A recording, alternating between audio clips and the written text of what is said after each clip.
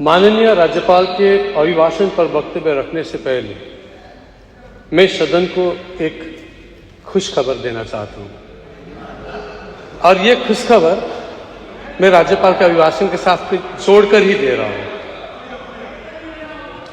दार्जिलिंग पहाड़ियों के छोटे चाय उत्पादकों के एक समूह ने 4,33,000 रुपया प्रति किलोग्राम से अधिक कीमत पर चाय बेचकर एक नया रिकॉर्ड, विश्व रिकॉर्ड इस बार स्थापित किया है। आपको सुनकर हैरानी होगी, जिस चाय को रिकॉर्ड मूल्य पर बेचा गया वह किसी इस्टेब्लिश्ड चाय बागान से नहीं, बल्कि दार्जिलिंग के 5 गांवों में फैले छोटे छोटे उत्पादकों के एक समूह ने, एक संगठन बनाई। अब इसके अलावा आपको जानकर हैरानी होगी कि चाय सबसे महंगा फर्स्ट क्लास होता है। ये चाय जो 4,33,000 रुपया प्रति किलो बिका, ये फर्स्ट क्लास भी नहीं है, ये मानसून का चाय है, मानसून का चाय। इसको हम ये चाय रिम्पोचा चाय, छोटे छोटे उत्पादक जो पुबुंग, दावहिल, बुंकुलुंग, चैतापानी, कुमलाबुंग गांव से है। अब इस खुशखबरी को मैं राज्यपाल महोदय के भाषण के साथ जोड़कर अपना वक्तव्य रखना चाहता हूं। राज्यपाल महोदय के अभिभाषण पुस्तिका में चौथे परिच्छेद पर एक बंगाल बिजनेस समिट का लंबा चौड़ा जिक्र है, पर इसी समिट में प्लेनरी सेशन पर राज्य के मुख्यमंत्री ने चाय बागान के 30% जमीन दूसरे उद्योग को देने का ऐलान किया। इस बात का जिक्र राज्यपाल के अभिभाषण पर छुपाया गया है। इसी पर मेरा आपत्ति जताते हुए मैं इस इश्यू को यहां पेश करना चाहता हूं। जब छोटा उत्पादक का तैयार किया गया चाय वर्ल्ड में रिकॉर्ड तोड़ कीमत पर बिक सकता है, तो हम अंदाजा लगा सकते हैं कि चाय की विश्व बाजार में डिमांड कितना है। लेकिन यह हम चाय बागान की 30% जमीन दूसरे उद्योग को देना चाहते हैं। मुझे लगता है सरकार को कोई गुमराह कर रहा होगा। सरकार को ऐसे तत्वों से सावधान रहना चाहिए। मैं इसी संदर्भ में एक चीज पूछना चाहता हूं इस सदन में। सरकार की नोटिफिकेशन संख्या 3076 LP/1A-04/23, जिसका title scheme for distribution homestead pattas among landless garden labourers in North Bengal है, क्या अब भी यह जीटीए क्षेत्र में लागू है? जबकि इसी सदन में 24 अगस्त 2023 में लिमिटेशन एक्ट 1963 के आधार पर मैंने जमीन के मांग करते हुए मेरा विरोध करने पर और पहाड़ पर इसका विरोध में शुरू हुए जनविद्रोह को देखकर 12/9/2023 में इस स्कीम को रोका गया।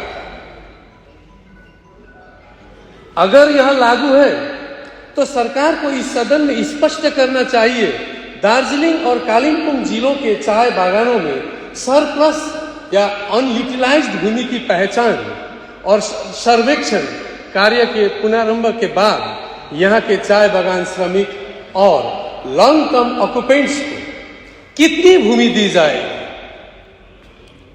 यह बात सदन में स्पष्ट होना चाहिए। इतनी बड़ी इश्यू सदन से बाहर ही निपटारा करना चाहती है सरकार, क्यों? मैंने इससे पहले भी कहा है सदन में, इस इश्यू को आप सदन पर ले आइए, हम इस पर चर्चा करें। दार्जिलिंग और कालिम्पोंग जिलों के चाय बागान श्रमिक और वहां के स्थायी निवासी भूमिहीन नहीं है। हम खैरात में जमीन नहीं मांग रहे हैं। चाय उद्योग की स्थापना से पहले इस जमीन से हमारा गहरा संबंध है और खेती करने का इतिहास है। हम गोरखा ही हैं जिसने इन बेजान पहाड़ियों को, इस भूमि को उपजाऊ और समृद्ध क्षेत्र बनाया है। और विश्व प्रसिद्ध दार्जिलिंग चाय ने भी महत्वपूर्ण योगदान दिया है। उनकी मेहनत और परिश्रम ने चाय उद्योग को आकार दिया है। इन चाय बागान श्रमिकों के ऐतिहासिक दावे और योगदान को देखते हुए यह आवश्यक है कि उनके वैध भूमि अधिकारों की मान्यता दी जाए। मैं सरकार से इस मुद्दे पर स्पष्टता प्रदान करने और चाय बागान श्रमिकों को दीर्घकालीन कब्जा धारकों के लिए न्याय सुनिश्चित करने का आग्रह करता हूं। इसके साथ ही दुनिया के कई देशों में सदनों में किसी सब्जेक्ट पर, किसी एक्सपर्ट पर बुलाकर उनका बात सुना जाता है।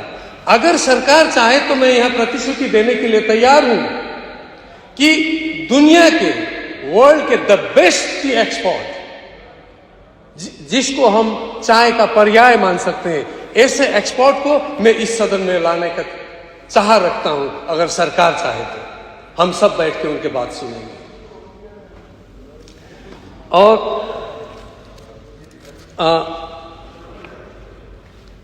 इसी तरह राज्यपाल के अभिभाषण पर अनुच्छेद 5 पर एक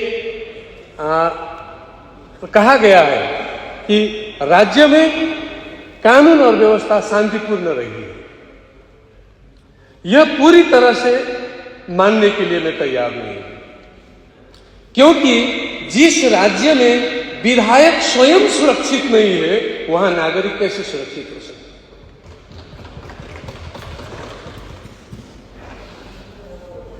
मैं सदन को एक लेटेस्ट उदाहरण देना चाहता हूं। आज सवेरे ही सदन में एक प्रिविलेज मोशन पढ़ा गया, उसका जिक्र किया गया। ठीक है, मैं उनका नाम नहीं ले रहा हूं, लेकिन इस इशू को लेकर वहां पर एक जातीय तनाव फैला हुआ है, उसका तो जिक्र कर सकता हूं। और जिसके नाम पर अभी तक ये 10-15 दिनों के अंदर 10 से 12 एफआईआर हो चुका है।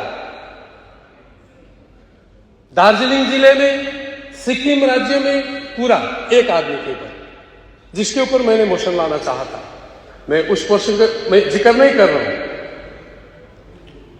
और उससे जिस तरह का बयानबाजी वीडियो में निरंतर दे रहा है, एक जातीय दंगा, एक विभेद।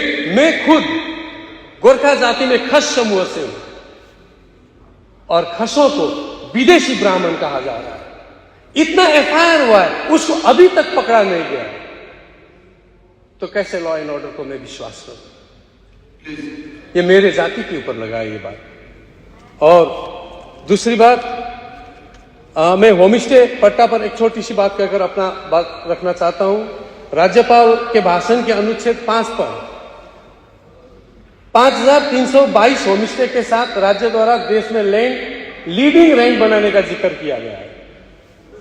मैं सिर्फ सरकार को एक अनुरोध करना चाहूंगा, होमस्टे को होमस्टे रखिए, क्योंकि अब ये होमस्टे बिजनेस स्टे बन गया है। ये छोटी सी बात, क्योंकि होमस्टे तो वहां जो रह रहे हैं वो लोग अपना 2 कमरा देके लोगों को रखने का प्रावधान होमस्टे, लेकिन वहां के घरों को भाड़ा में लेके बाहर से लोग जाके पूरा चला रहे हैं, वो बिजनेस स्टे हो गया।